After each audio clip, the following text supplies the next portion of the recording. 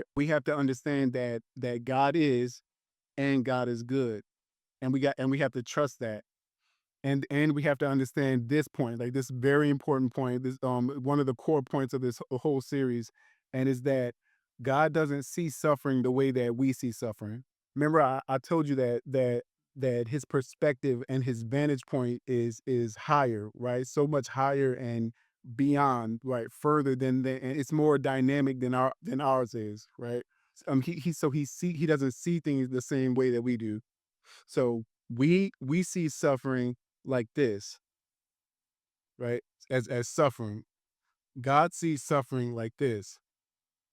It's glory. We're both looking at the same thing, right? It's the same thing, but because of our perspectives, is so different. We see it in a different way.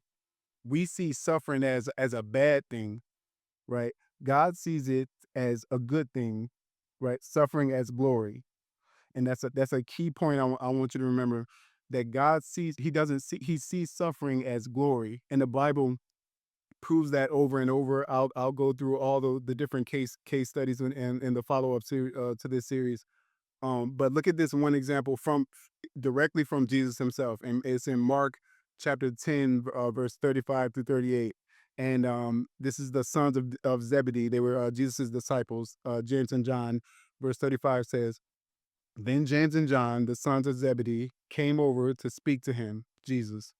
Teacher, they said, we want you to do us a favor. What is your request? He asked.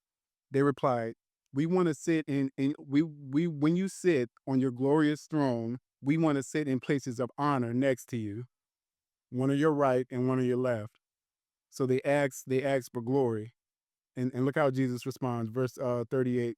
But Jesus said to them, you don't know what you're asking me. Are you able to drink from the bitter cup of suffering I'm about to drink? Are you able to be baptized with the baptism of suffering I must be baptized with? So they asked for glory, but Jesus said, you don't know what you're asking me. Are you able to suffer? We're talking about the same thing, but are you able, this comes with it. Suffering comes with it. God sees suffering as glory, right? Suffering it's the upfront cost to glory, right? So look at it this way.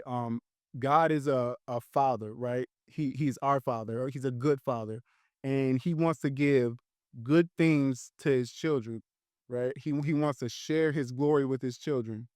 But really good blessings, really good things, blessings of glory comes with suffering attached.